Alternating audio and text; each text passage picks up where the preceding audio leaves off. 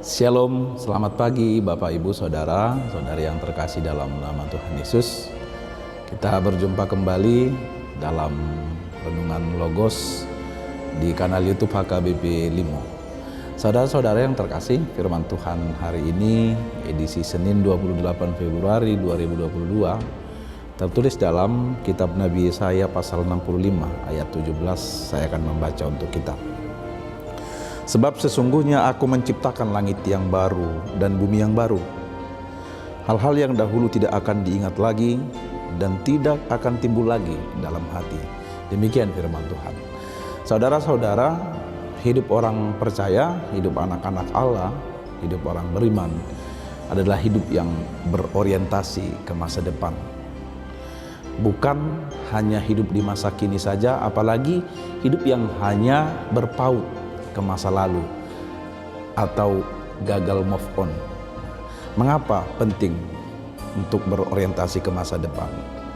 Yang pertama, saudara-saudara yang dikasihi Tuhan, pentingnya hidup menatap ke masa depan atau berorientasi ke masa depan karena kita percaya.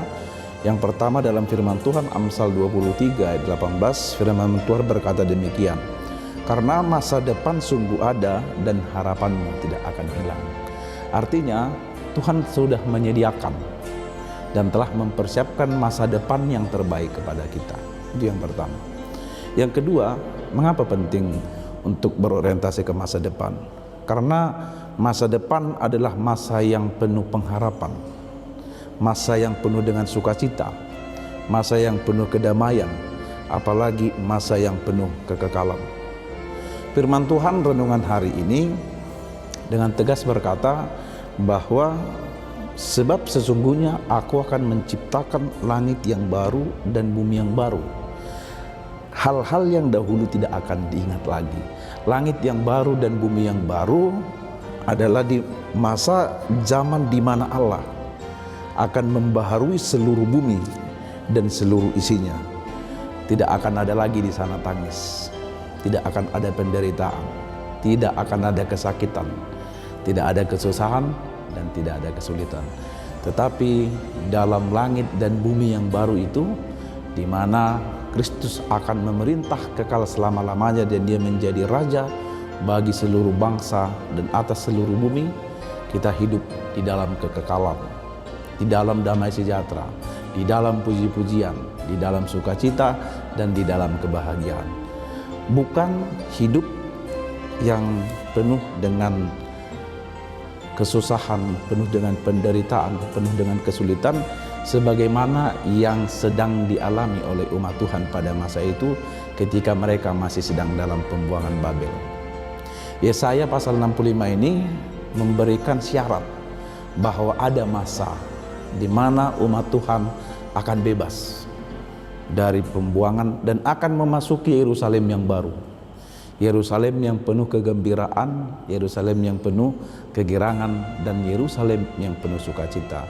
Karena itu, Bapak Ibu saudara-saudari yang terkasih dalam nama Tuhan, lari firman Tuhan hari ini yang pertama mau disampaikan kepada kita bahwa untuk segala sesuatu ada masanya.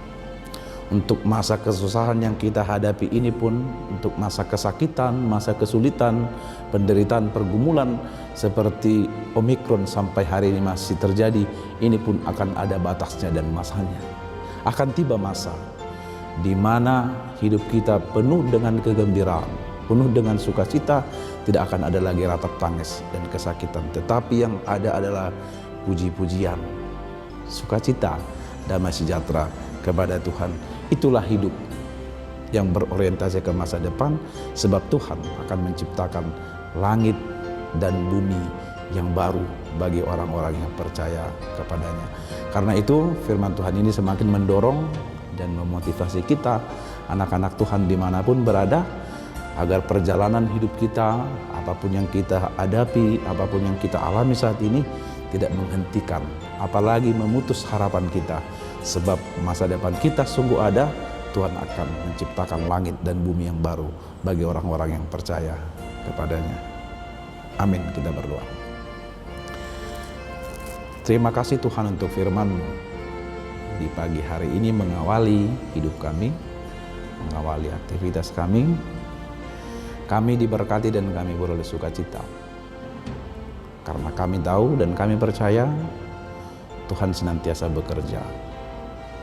Sampai pada akhirnya Tuhan menyatakan langit dan bumi yang baru, di mana satu masa dan zaman penuh dengan sukacita, kegembiraan, puji-pujian dan kebahagiaan, dan tidak ada ratap tangis, kesakitan, pilu dan penderitaan di sana.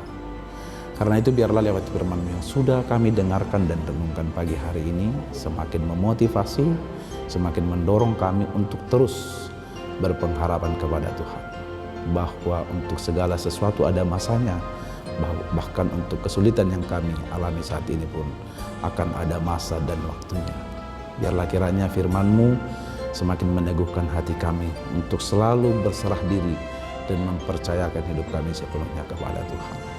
Berkati hari-hari kami, aktivitas kami, roh tubuh dan jiwa kami dalam pimpinan Roh-Mu, agar setiap yang kami perbuat sungguh-sungguh berkenan di hadapan Tuhan. Dalam nama Yesus kami berdoa. Amin. Demikian firman Tuhan untuk hari ini. Kiranya Tuhan Yesus memberkati kita dalam setiap aktivitas, pekerjaan, usaha, dan pelayanan kita. Shalom.